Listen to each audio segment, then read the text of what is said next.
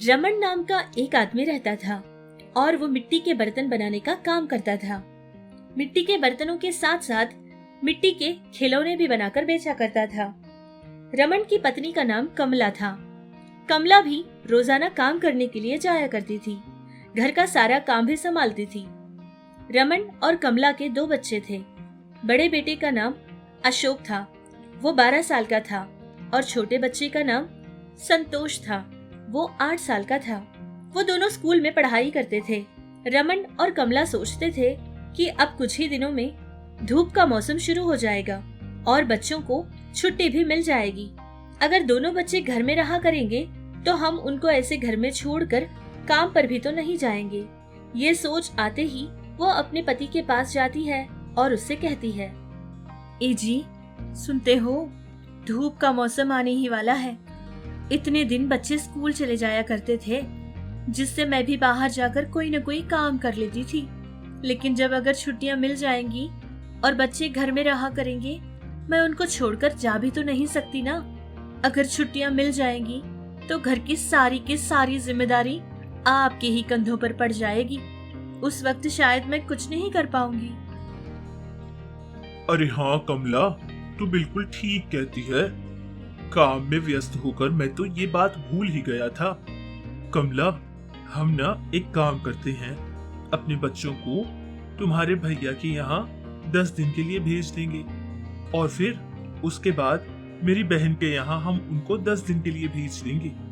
इससे उनका भी मन लग जाएगा और छुट्टियां भी खत्म हो जाएगी और हमारा काम भी नहीं रुकेगा। क्या कहती हो? हाँ, आपका ये ख्याल तो वैसे बहुत अच्छा है। थोड़ा समय लेते हैं, पहले कुछ पैसा जमा करते हैं और फिर बच्चों को भेजते हैं। फिर वैसे ही छुट्टियां चलती रहेगी और हम दोनों मिलकर कोई न कोई काम करते रहेंगे और थोड़ा बहुत पैसा जमा करेंगे। उसके बाद बच्चों के स्कूल के लिए भी तो पैसा काम आएगा ना। इस तरह पति पत्नी दोनों एक दूसरे से बातें करते हैं। देखते ही देखते समय बीतता गया और जैसा उन लोगों ने सोचा था वैसे ही बच्चों के स्कूल को छुट्टी मिल जाती है और बच्चे घर में रहने लगते हैं। जैसा कमला ने सोचा था वैसे ही कमला ने उसके भैया के घर दोनों बच्चों को भेज दिया था, ताकि उसके भैया के घर में दोनों बच्चे 10 दिन रहकर आएंगे। और इधर बच्चों को भेजने के बाद दोनों पति पत्नी मिलकर बहुत ज्यादा मेहनत करते थे। उनका खून पसीना बहाया करते थे। देखते ही देखते 10 दिन भी बहुत ही जल्दी गुजर गए थे। दोनों बच्चे वापस घर फिर से पहुंच गए थे। अब रमन ने सोचा कि वो अपने बच्चों को अपनी बहन के घर भेजेगा। इस तरह सोच ही रहा था कि तभी अशोक उसके पास आता है और उससे कहता है, माँ, पिताजी, आप लोग भी हमारे साथ आइए ना प्लीज। बेटा अशोक, तुम मेरे घर के बड़े बेटे हो, इसलिए मैं तुमसे कुछ बात करना चाहता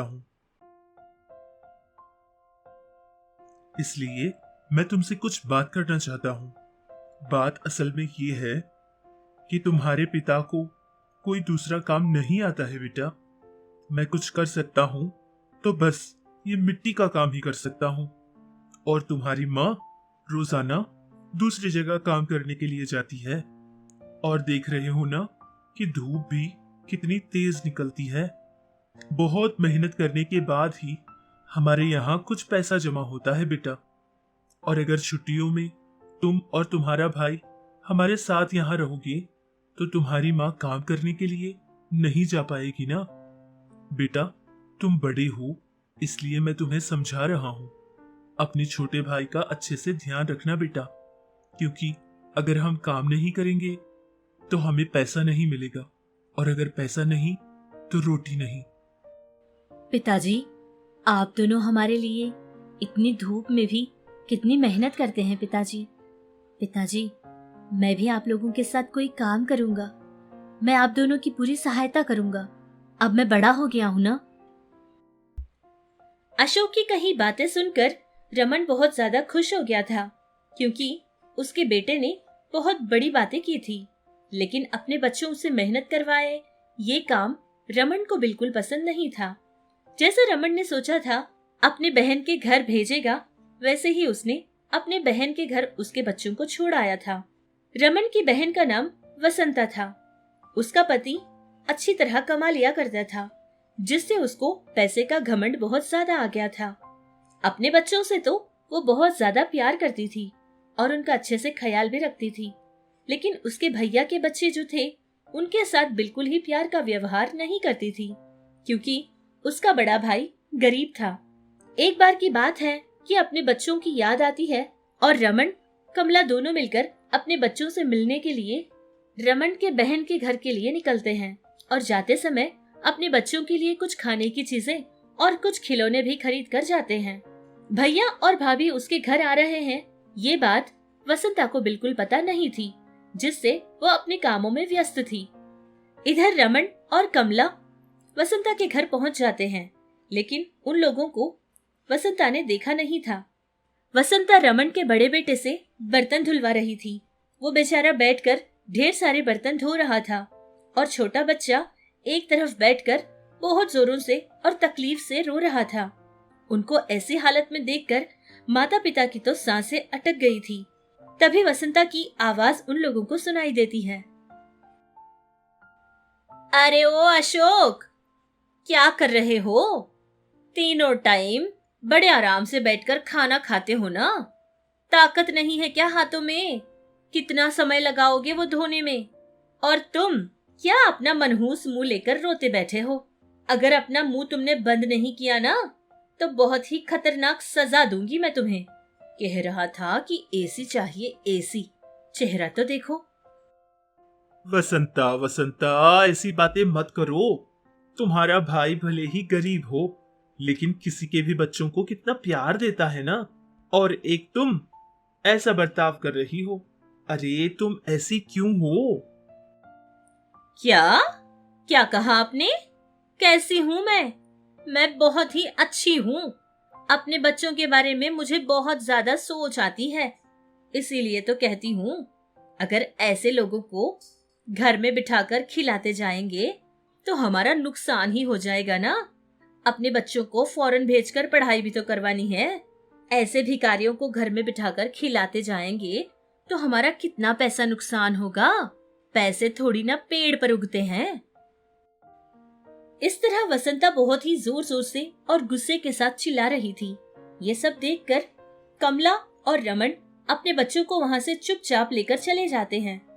उन बच्चों की छुट्टियां तो अभी खत्म नहीं हुई थी, लेकिन फिर भी ये सब देखकर उनसे बर्दाश्त नहीं हुआ था। वसंता का पति जो था उसका नाम शेखर था। शेखर को वसंता के इस बर्ताव से बहुत ज्यादा गुस्सा भी आया था। उसने अपनी पत्नी को बहुत भला और बुरा भी सुनाया था, लेकिन ये सब कुछ सुनने के बाद भी वसंता को तो कोई फर्क नहीं पड़ा था। वो वहां से अंदर चली जाती है। ये बात शेखर से हजम नहीं हो रही थी, जिससे वो शेखर दोबारा से वसंता के बड़े भाई के घर पहुंचता है ताकि वो उन लोगों से माफी मांगे। वो जाने के बाद भी रमन को बिल्कुल अच्छा नहीं लगता और उससे कहता है कि हम लोग ही गरीब लोग हैं, हमें अपनी हद पता चलनी चाहिए थी, लेकिन गलती हमसे हो गई थी, तो आपको माफी मांगने की कोई जरूरत नहीं है। मैं इस बात से लेकर कोई परेशान नहीं हूँ। इतनी बात कहकर वो वहां से चला जाता है। सारे लोग घर पहुंचने के बाद उनका छोटा बेटा, जिसका नाम संतोष था, वो अपनी माँ के पास आता है और अपनी माँ से इस तरह से कहता है। माँ माँ माँ, मुझे बहुत भूख लगी है माँ। और ये धूप तो मुझसे बर्दाश्त ही नहीं होती माँ।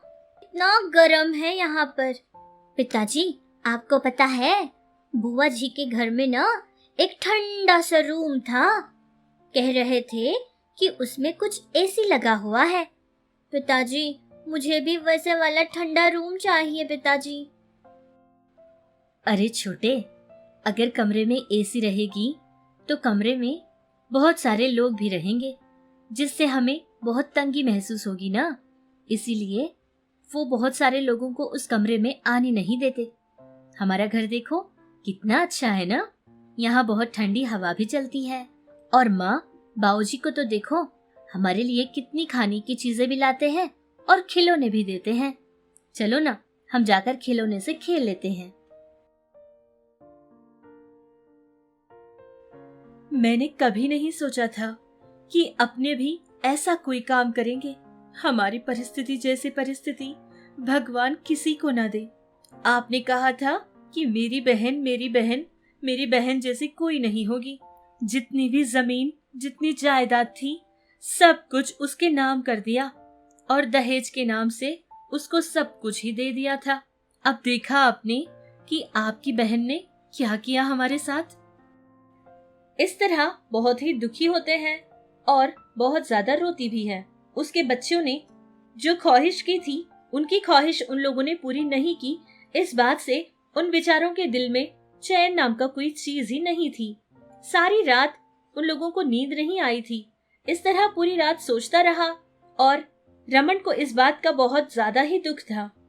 दूसरे दिन सुबह उठता है और रोज की तरह अपना काम करने के लिए चला जाता है। दोपहर तक उसने काम किया था। फिर उसको अपनी पत्नी और बच्चों की याद आने लगी। उसने सोचा कि फिर बाद में आकर काम कर लूंगा, अभी एक बार जाकर घर में सारे लोगों को देखूंगा। इतना सोचकर रमन घर पहुंचता है। तभी उसकी पत्नी कमला उसके पास आती है और रमन कमला से बात करता है। कमला, बाहर धूप ना बहुत तेज है। काम तो कर रहा हूँ और पानी भी पी रहा हूँ, लेकिन मेरी प्यास तो बुझ ही नहीं रही है और मेरी आंखों के सामने हमारा छोटा ही नजर आ रहा है। उसकी बातों को याद करके मुझे बहुत तकलीफ हो रही है। क्या करूं, कहाँ जाऊं, किससे मांगूं, मुझे कुछ नहीं समझ आता। भगवान ने हमारी जिंदगियों को ऐसे क्यों बनाया है कमला? अजी सुनते हो, आपने जो मिट्टी के बर्तन बनाए थे ना, उनमें जो पानी रखा हुआ था, पता है कितना ठंडा है। पहले इस पानी को पी लीजिए और अपनी थकान को दूर कीजिए। आपको पता है, अब तक ना पूरे 5 से 6 बार आपके बेटे इस घड़े का पानी पी चुके हैं और इस पानी को पीकर बड़े ही आराम से खेल रहे हैं। इसीलिए मैंने इसमें दोबारा से पानी भरकर रखा था। इतना कहकर कमला अपने पति के लिए पानी लेकर आती है। उस ठंडे पानी को पीने के बाद रमन को एक ख्याल आता है। फिर वो फौरन ही अपना ख्याल उसकी पत्नी से सुना देता है। कमला ये बात सुनकर उसके पति से कहती है कि क्या मिट्टी के बर्तन जैसा घर? ऐसा तो शायद कहीं नहीं होगा, और अगर आप ऐसा कोई घर भी बनाएंगे तो शायद वो ज्यादा दिन तक नहीं टिकेगा। ये बात सुनकर रमन कहता है कि हम कोशिश तो करके देखते हैं, क्योंकि पुराने जमाने में जो हमारे पूर्विक रहते थे, उन लोगों का काम भी यही था। वो लोग ऐसे ही जिया करते थे। हम एक बार कोशिश करके देखते हैं। इतनी बात कहकर उस घड़े जैसे आकार का घर बनाने के लिए जितना भी सामान उसको चाहिए था, वो सारा कुछ जमा कर लेता है। पत्नी और बच्चों की सहायता से बहुत जल्द ही एक बहुत ही सुंदर और अच्छा सा घर वो बना लेता है। और वो घर देखने में एकदम मिट्टी के घड़े जैसा लग रहा था, जिसको देखकर गांव वाले एक दूसरे से बातें करने लगी। अरे अरे अरे, इको तो देखो, कैसन घर बनाया है इसने। अरे वो रमणवा, क्या बच्चों के खेल के लिए बनाया है क्या ये घर को? अरे रामू काका, बड़ा ही ठंडा घर है काका, बहुत ही मस्त था। उस गांव के लोग रमन का बनाया घर देखकर एक एक आदमी एक एक तरीके से बात करने लगा। कुछ लोगों ने कहा था कि ये घर बहुत ही ज्यादा सुंदर है, तो कुछ लोगों ने कहा अरे ऐसा घर ही बनाना बेकार है, क्योंकि ये घर ज्यादा दिन तक नहीं टिकेगा। ऐसे ही देखते पूरे 2 साल गुजर गए थे। अब देखने वालों को बहुत ज्यादा अच्छा भी लगता था और सोचते थे कि ऐसे मिट्टी का घर अगर हम भी बना लेंगे तो बहुत कम ही पैसा खर्च होगा, कम पैसे में इतना खूबसूरत घर भी बन जाएगा। जिससे वो लोग रमन के पास आते थे और उससे सलाह भी मांगा करते थे। उन लोगों को रमन पूरी तरह से सलाह देता था और उनकी सहायता भी करता था, और बदले में रमन उनसे थोड़े बहुत पैसे भी लिया करता था।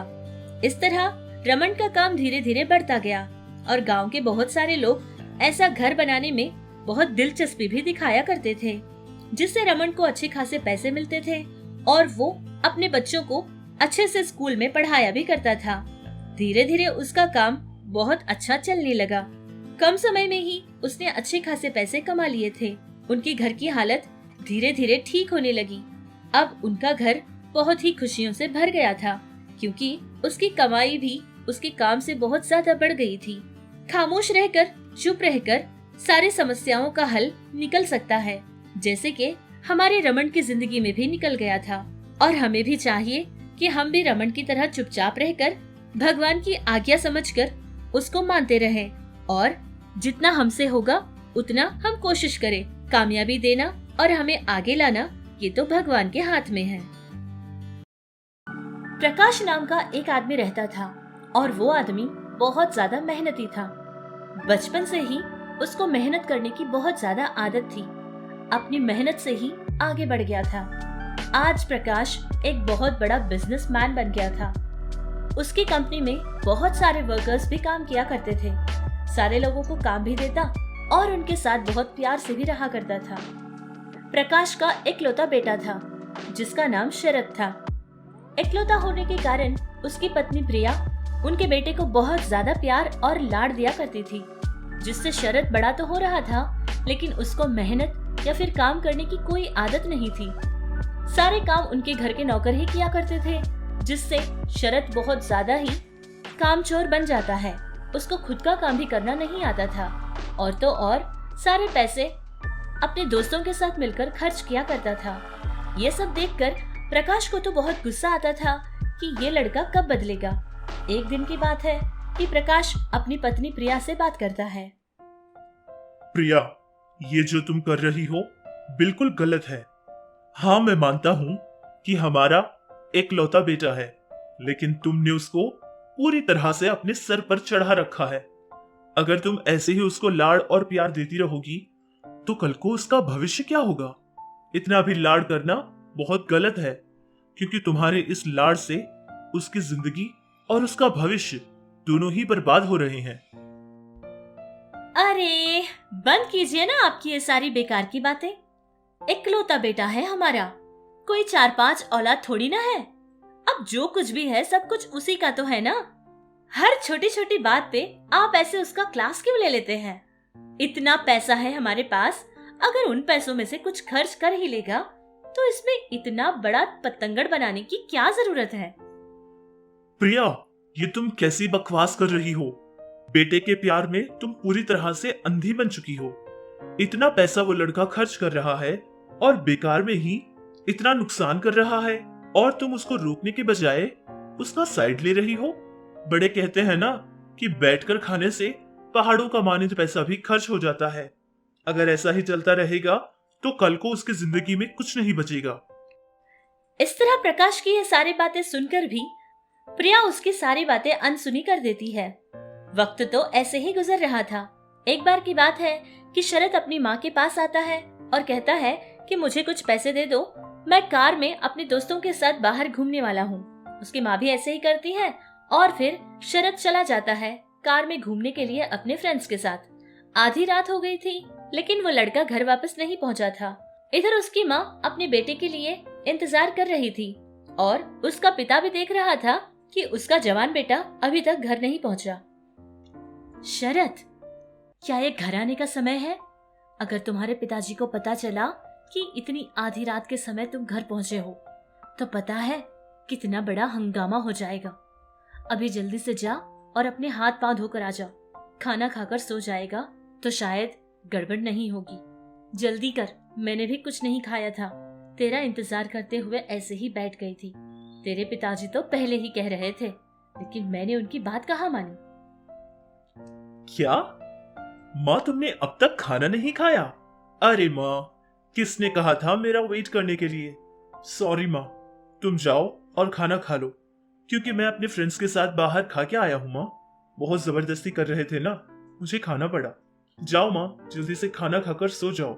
मुझे बहुत नींद आ रही है, मैं बहुत थक चुका हूँ। जा रहा हूँ सोने के लिए। Good night. इतनी बात कहकर शरद अपने कमरे के अंदर चला जाता है और बहुत देर तक प्रिया वहीं बैठी रही।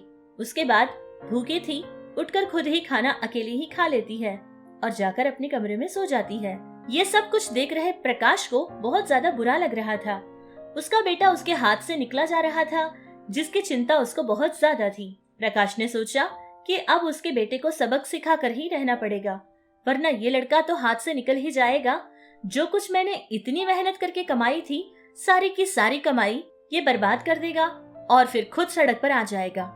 ये सब कुछ सोचने के बाद दूसरे दिन सुबह प्रकाश अपने बेटे शरद को बुलाता है और उससे बात करता है। देखो बेटा शरद, ये सारी की सारी जायदाद, ये पैसा, ये ऐशो आराम, ये सब कुछ तुम्हारा ही तो है। मैंने सोच लिया है कि सारी की सारी जायदाद अब मैं तुम्हारे नाम कर दूंगा, क्योंकि हमारे बाद वैसे भी ये सब कुछ तुम्हारा ही है ना। इस बात के लिए तुम क्या कहते हो? क्या पापा, लेकिन ये सब अभी इतनी जल्दी जल्दी करने की क्या जरूरत है पापा? वैसे भी सब कुछ मेरा ही तो है, आज न कल ये तो होकर ही रहेगा ना। अच्छा ठीक है पापा, अगर ये सब आपको इतनी जल्दी ही करना है तो आप कर सकते हैं, मैं आपको नहीं रोकूंगा। ठीक है शरद, फिर तो ये सारा पैसा और जायदाद मैं तुम्हारे नाम कर दूंगा, लेकिन मेरी एक छोटी सी शर्त है। तुम्हें एक दिन पूरी तरह से मेहनत करके पैसा कमाना पड़ेगा। जिस दिन तुम ऐसा करोगे, मैं अपनी सारी की सारी जायदाद तुम्हारे नाम कर दूंगा। अब तुम्हें एक दिन में अपना पसीना बहाकर मेहनत करके 1000 रुपये मुझे लाकर दो, मैं तुम्हें सारी की सारी जायदाद दे दूंगा। प्रकाश की कही बात सुनकर प्रिया बहुत चौंक जाती है। सोचने लगती है कि इसके पति को क्या हो गया है जो कि ये सारी बातें कह रहा है। ऐसे ही कुछ समय गुजर जाता है। एक बार की बात है कि शरद अपनी माँ के पास जाता है और उससे बात करता है। माँ, पिताजी क्या पागल है क्या? कभी कहते हैं कि सारी जायदाद मेरी है, तो कभी कहते हैं कि मेहनत करो और 1000 रुपये कमा कर लाओ। अरे ये कैसा पागलपन है माँ। अच्छा वो सब रहने दो, मुझे ना 1000 रुपये दे दो माँ। शाम को जब वो आएंगे तो मैं पापा को दे दूंगा और कहूंगा कि ये मैंने कमाए हैं। इतनी बात कहकर वो अपनी माँ से 1000 रुपये लेता है और जब शाम को प्रकाश घर वापस आता है तभी उसके पास जाकर उन 1000 रुपयों को देते हुए कहता है कि ये रहे पापा मेरे मेहनत के पैसे। प्रकाश उन पैसों को देखता है और उसके हाथ में लेता है, एक लाइटर को निकालता है और उन पैसों को जला देता है।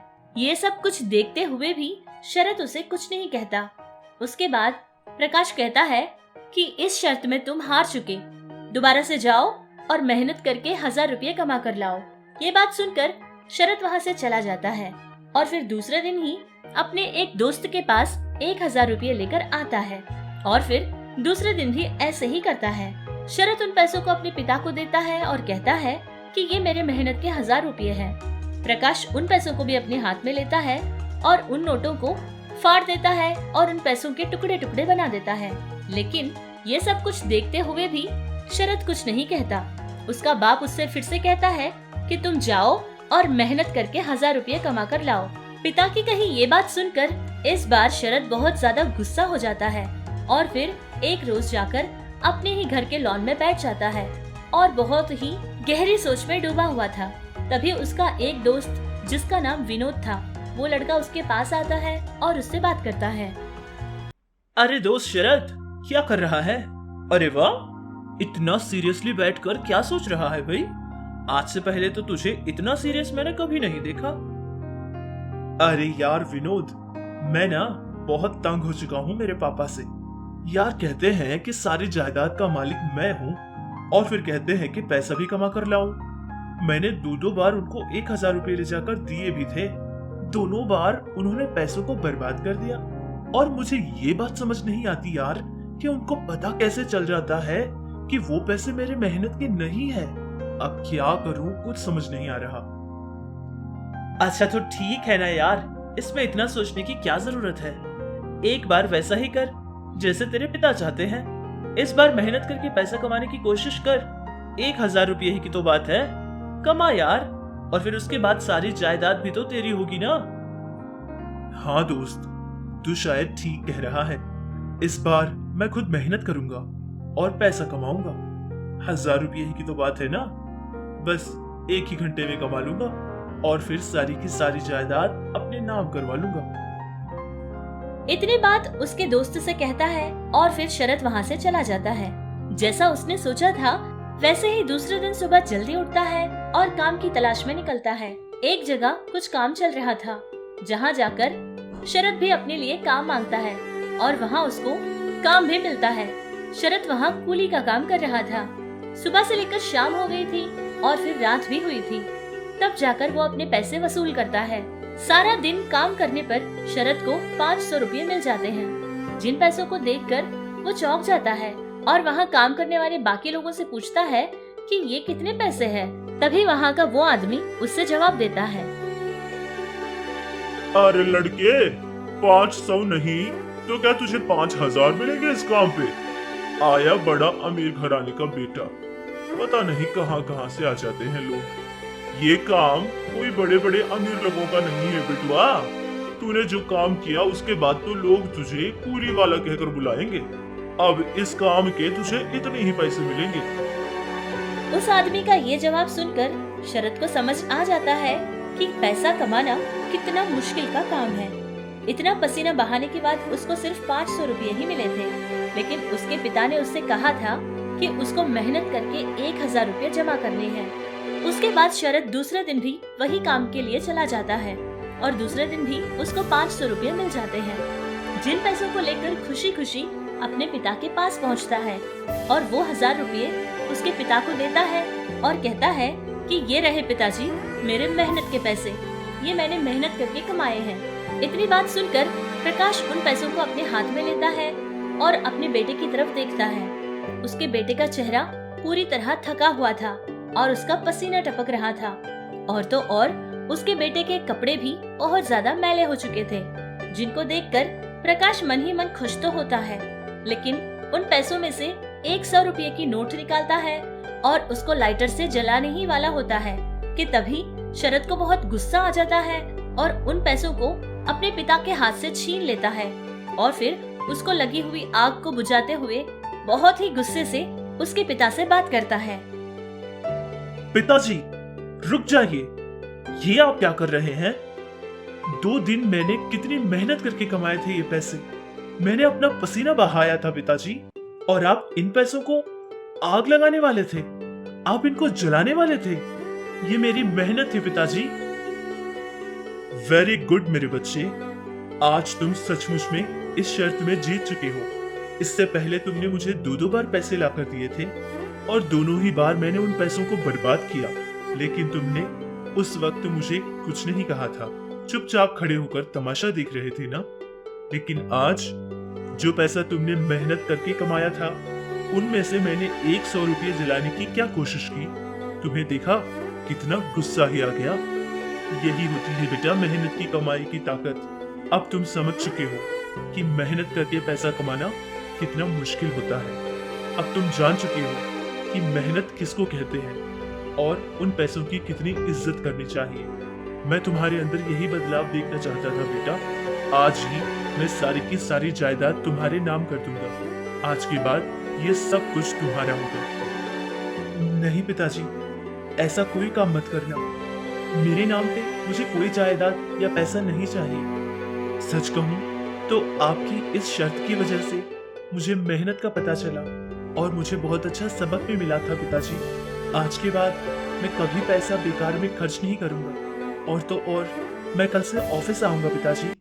आपका सारा काम भी मैं खुद संभालूंगा। इतने दिनों मैं अनजान था पिताजी, कई पैसे मैंने मिनटों में खर्च किए थे क्योंकि मेहनत पता नहीं थी ना। लेकिन आज मैं मेहनत की कद्र जान चुका हूँ पिताजी। मुझे समझ आ गया है कि पैसा खर्च करना जितना आसान है, उसको कमाना उससे भी ज्यादा मुश्किल है। आज के बाद मैं ऐसा कोई गलत काम नहीं करूँगा पिताजी जिससे आपको या माँ को शर्मिंदा होना पड़े। शरद का ये जवाब सुनकर उसका पिता यानी कि प्रकाश बहुत ज्यादा खुश होता है और उसके अंदर का ये बदलाव शरद की जिंदगी ही बदल दी थी। अब शरद मेहनती बन गया था, हर रोज ऑफिस जाता और काम करता था। इस तरह वो भी बदल जाता है और उसकी जिंदगी भी खुशी खुशी जीने लगता है।